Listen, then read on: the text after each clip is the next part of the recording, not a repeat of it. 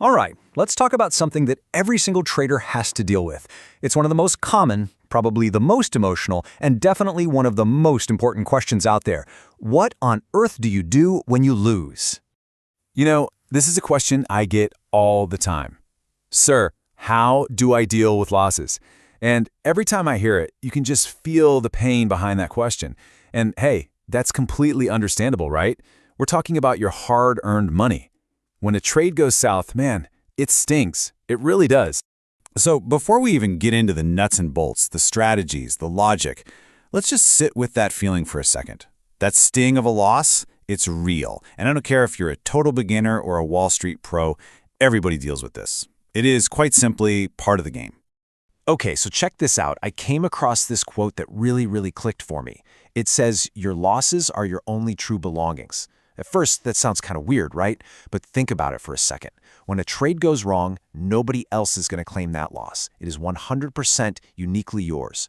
And grabbing onto that, really owning it, that's the absolute first step.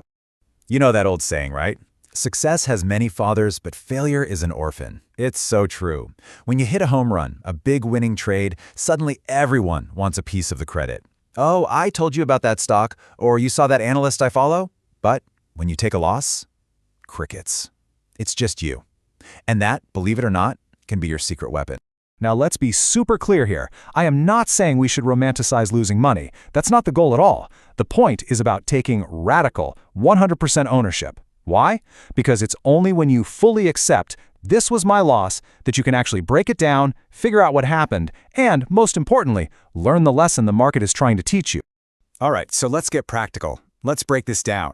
Because you see, not all losses are the same. They really fall into two big buckets. The first one, we can call it an unavoidable loss. Think of this like systematic risk. It's just the price of admission to play in the markets. It's the cost of doing business, plain and simple. So what does that actually look like? Well, remember when COVID hit and the entire market just fell off a cliff? It didn't matter if you owned the best company in the world, your stock was probably going down. That's an unavoidable loss. Or let's say you have a great trading strategy, one that wins 55% of the time, which, by the way, is amazing. But what does that mean? It means you're still going to lose 45% of the time. Those losses are literally baked into your winning system. You can't escape them. Here's a great way to think about it. Imagine you own a restaurant. Every single day, you're going to have some food that goes to waste. It's just part of the business. Sure, you can try to minimize it, be efficient, but the only way to have absolutely zero food waste is to close the restaurant. It's the exact same thing in trading.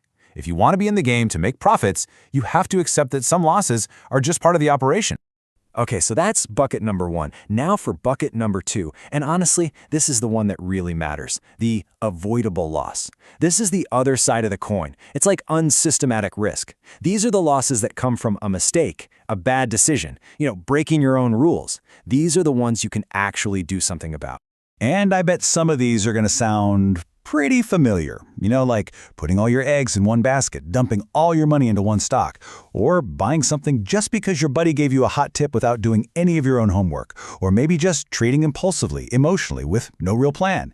Yep, all of those are classic avoidable mistakes that lead to avoidable and very painful losses. Okay, so a trade goes bad. It's closed, you took the loss. Now what? How do you actually turn that pain into progress? And, maybe more importantly, how do you even know which bucket that loss falls into? Was it avoidable or unavoidable? Well, you do it with a really simple post-loss analysis. It's like a debrief. Every single time you lose, you have to be brutally honest and ask yourself a few key questions. Number one, did I actually follow my strategy? Number two, did I do my own research? And number three, was this an avoidable risk? If the answer is no, I broke my rules or I just acted on a tip, boom, you know right away that was an avoidable loss. And this right here, this is your real job as a trader. Your job isn't to be perfect and never lose. That's impossible. Your real job is to be a detective, to systematically hunt down and eliminate those avoidable losses, one by one. And as you get better at that over time, your results, well, they almost have to get better, right? Which really brings us to the biggest mindset shift of all. A loss isn't a failure. It's not the market telling you you're dumb or you're a bad person. A loss is just feedback. That's it. It's pure data telling you, hey, this worked, or uh-oh, this didn't work, and here's where you can get better. So I want to leave you with a question to chew on. Seriously, think about this. Look back at your own trading history. What is the single most valuable lesson that a losing trade has ever taught you? Because the moment you stop seeing losses as punishment and start seeing them as your best teachers, that's the moment the whole game changes.